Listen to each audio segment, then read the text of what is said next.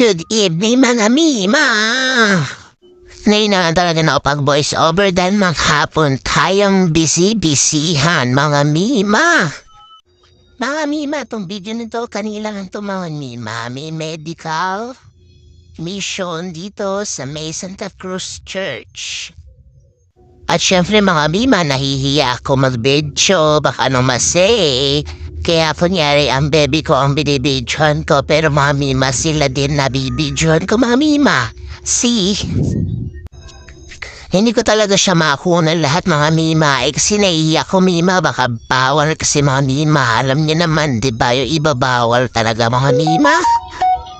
At ito nga'y nagbao sakali kami na magkaroon ako ng salamin dito dahil napatingin ako sa Okta. Pero sad to say, hindi ako pwede nilang bigyan basta-basta daw ng salamin. Kasi ako'y 30 years old lang.